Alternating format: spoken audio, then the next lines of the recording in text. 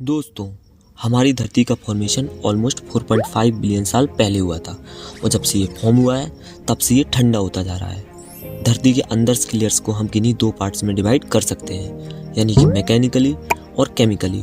अब मैकेनिकली देखें तो ये lithosphere, asthenosphere, mesospheric mantle, outer core और इनर कोर में डिवाइडेड है। लेकिन इसके केमिकली नेम्ड लेयर ज़्यादा पॉपुलर है, जिसके बारे में आपने ज़रूर सुना होगा, जैसे कि क्रस्ट, मेंटल और कोर। इस कोर को भी दो पार्ट में डिवाइड किया गया है, आउटर कोर और inner core. Inner core solid state में है और आउटर कोर लिक्विड स्टेट में है। ये टेम्परेचर और प्रेशर में इंक्रीज की वजह से है।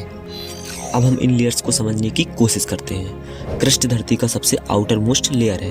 ये कूल्ड और हार्डेड पार्ट है जो ऑलमोस्ट 70 किलोमीटर अंदर तक फैला हुआ है। क्रस्ट पर ही हम रहते हैं और इसी पर सारे ओशियन प्रेजेंट हैं। क्रस्ट के बाद आता है upper mantle.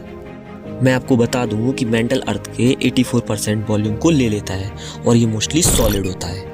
Upper mantle crust के बेस से शुरू होता है और करीब 410 किलोमीटर अंदर तक फैला हुआ होता है। बहुत से सीजनिंग एक्टिविटीज़ और जियोलॉजिकल सर्विसेज की वजह से हम अपर मेंटल के बारे में बहुत जानते हैं। इस मेंटल में मूवमेंट को हम सरफेस की टेक्टोनिक प्लेट की मूवमेंट से देख सकते हैं। इस प्रोसेस को कन्वेक्शन भी कहा जाता है, जिसमें अर्थ के इंटीरियर से जब हीट बाहर आती है तब उस वजह से जो मटेरियल लेस डेंस होते हैं वो बाहर की तरफ आने लगते हैं और जो मटेरियल बहुत ज़्यादा डेंस होते हैं या कूल्ड होते हैं वो ग्रेविटी की वजह से अंदर की तरफ चले जाते हैं और इससे ही ट्रांसफर ऑफ हीट का प्रोसेस होता है।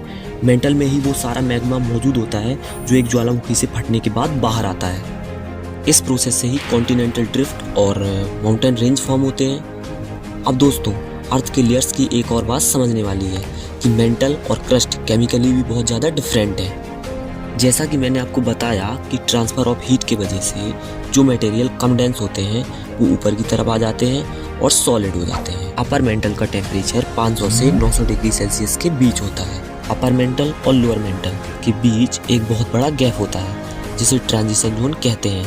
ये अर्थ के अंदर 410 किलोमीटर से शुरू होकर 660 किलोमीटर तक फैला हुआ है। माना जाता है कि यहाँ बिल्कुल हमारे ओशियन जितना पानी प्रेजेंट है। इस ट्रांजिशन जोन के बाद आता है लोअर मेंटल। लोअर मेंटल अर्थ के अंदर 660 किलोमीटर से 2890 किलोमीटर तक फैला हुआ है। इस रीजन का टेम्परेचर 4000 डिग्री सेल्सियस हो सकता है क्योंकि ये हमारे कोर से जुड़ा हुआ है।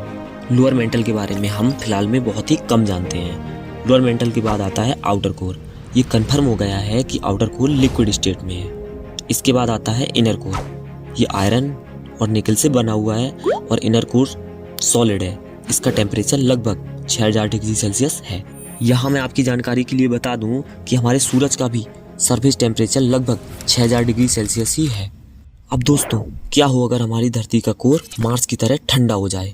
तो मैं आपकी जानकारी के लिए बता दूं कि धरती अपने एक्सिस पर घूमती है, जिसके कारण आउटर कोर और इनर कोर भी अलग अलग स्पीड पर मूवमेंट करते हैं, जिससे इलेक्ट्रिक करंट पैदा होते हैं। ये करंट जियोमैग्नेटिक फील्ड जनरेट करते हैं जो धरती के पोल्स से बाहर आते हैं। ये मैग्नेटिक फील्ड हमें बहुत से स्पेस रेडिएशन से बचाती है, जिसमें सूरज के द्वारा पैदा किए गए हाईली चार्ज पार्टिकल शामिल हैं। मैग्नेटिक फील्ड एक शील्ड की भांति कार्य करती है और सोलर विंड से हमारी रक्षा करती है। अगर ये सोलर विंड हमारे एटमॉस्फेयर के अंदर आ जाए तो हम सभी को स्किन कैंसर हो जाएगा। और अगर धरती का कोर ठंडा हो जाए तो मैग्नेटिक फील्ड जनरेट नहीं होगी और मैग्नेटिक फील्ड खत्म होने से एटमॉस्फेयर भी खत्म हो जाएगा और हमारा प्लेनेट भी बिल्कुल मार्स की तरह बंजर हो जाएगा और धरती पर ऐसा अकाल पड़ेगा कि कोई सरवाइव नहीं कर पाएगा, खेतों में कुछ खाने के लिए नहीं उगेगा और पशु पक्षी दिशा जानने के लिए जिन मैग्नेटिक फील्ड का सहारा लेते हैं वो भी अपने घरों का रास्ता भूल जाएंगे और भटक कर सारे के सारे मारे जाएंगे। और आप मानो या ना मानो, यही सैड रियलिटी है।